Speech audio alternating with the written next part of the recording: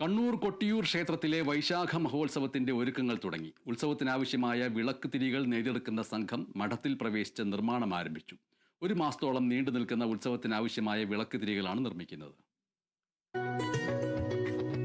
ദക്ഷിണകാശി എന്നറിയപ്പെടുന്ന കൊട്ടിയൂരിലെ വൈശാഖ മഹോത്സവം ആചാരങ്ങളിലെ സവിശേഷതകൾ കൊണ്ട് വ്യത്യസ്തമാണ്.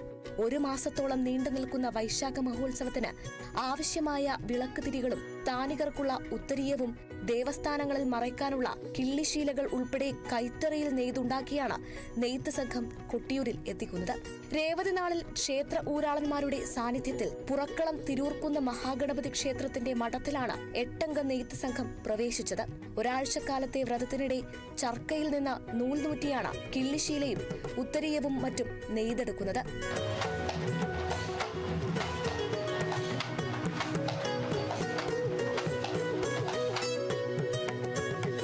ഉത്സവത്തിനാവശ്യമായ ഉൽപ്പന്നങ്ങൾ നിർമ്മിച്ചെടുക്കുന്ന സംഘം 31 രാത്രി പൂയം നാളിൽ പുറക്കളം ഗണപതി ക്ഷേത്രത്തിൽ നിന്ന് കാൽനടയായി കൊട്ടിയൂരിലേക്ക് യാത്ര പുറപ്പെടും.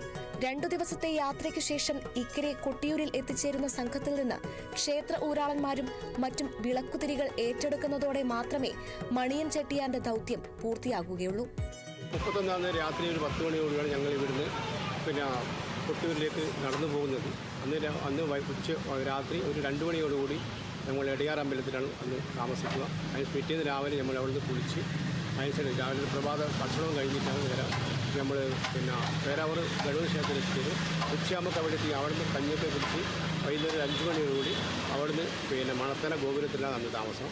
പിറ്റേന്ന് രാവിലെ നമ്മളൊരു 5 മണിയാകുമ്പോൾ രാവിലെ എണീറ്റ് ഒരു 8 മണി 9 മണിയാകുമ്പോൾ നമ്മൾ ക്ഷേത്രത്തിൽ എത്തിച്ചേരുകയില്ല. അപ്പോൾ നമ്മളവിടെ എത്തിയ ശേഷം മാത്രമേ നീരെഴുന്നേൽപ്പിന് അക്കരെ ക്ഷേത്രത്തിലേക്ക് ആളുകൾ പോവുകയുള്ളൂ.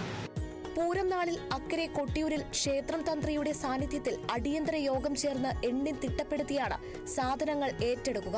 1 മാസം നീണ്ടു നിൽക്കുന്ന വൈശാഖോത്സവകാലത്ത് വിളക്ക് തെളിക്കാനും മറ്റും ഉപയോഗിക്കുന്നത് പുറക്കളം വിളക്കുതിരി സംഘത്തിന്റെ നേതൃത്വത്തിൽ എത്തിക്കുന്ന ഉൽപ്പന്നങ്ങളാണ്. ജൂൺ 8 മുതൽ കൊട്ടിയൂർ വൈശാഖ മഹോത്സവത്തിന്റെ പ്രധാന ചടങ്ങുകൾ ആരംഭിക്കും. Kerala vision news, Kannur.